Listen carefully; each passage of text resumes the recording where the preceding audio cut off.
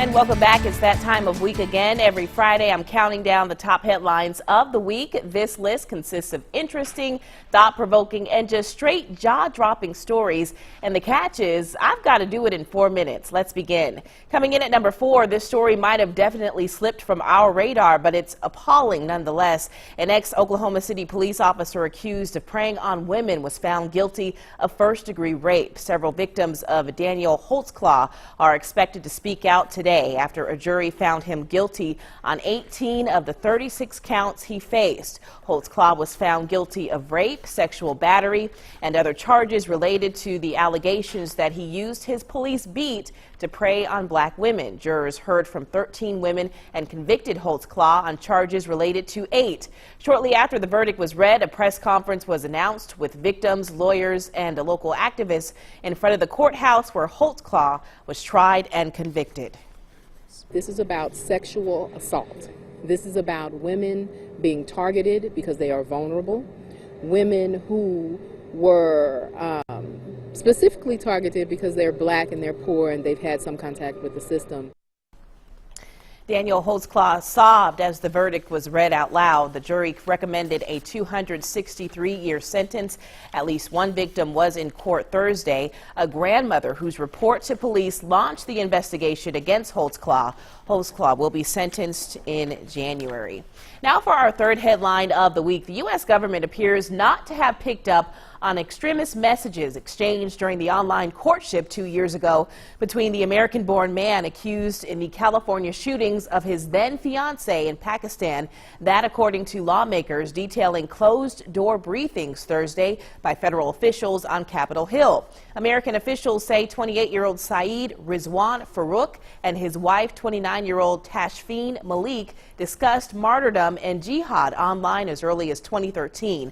But the couple never surfaced on law enforcement's radar, and Malik was able to enter the U.S. on a fiancé visa last year despite having professed radical views online. The two killed 14 people last week at a holiday party in San Bernardino. The couple died in a shootout with law enforcement hours after the attack. Now, coming in at number 2, of course, we've got to talk Trump. A solid majority of Americans oppose Donald Trump's plan to block Muslims from entering the U.S., while a quarter of the public supports it. That, according to an NBC News Wall Street Journal survey released yesterday. The poll found 57% of people disagree with Trump's plan, and 25% say they agreed with it. Among Republicans surveyed, 42% said they support the proposal and 36% oppose it. Meanwhile, 3/4 of Democrats said they disagree with it, as did 55% of independents. Overall, 59% of people polled said they have a positive view of Muslims, compared to 29% who said they have a negative view. The poll found a plurality. 41% said Trump's campaign statements are insulting. Nearly a quarter said his manner and language are problematic, but he's raising important issues. 22%, on the other hand, said Trump is telling it like it is and has the right approach. Now, my number 1 pick of the week is definitely a controversial one. A zombie nativity scene that spurred complaints and zoning violation notices last year is on display again in a suburban Cincinnati yard, with a change to avoid fines. Well, officials have concluded Jason Dixon's display complies with local zoning laws there because he has removed its roof.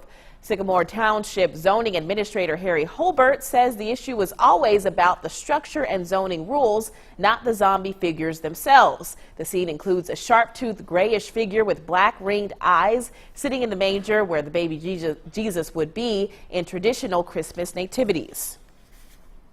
I think it's the theme, just rubs people the wrong way, and it puts a spotlight on me. That's why they're coming down so hard on me. Dixon was threatened with fines last year when officials said the display violated rules on size and placement of yard structures.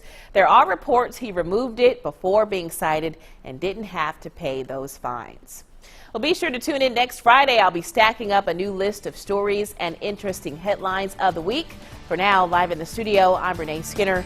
We'll be right back after this.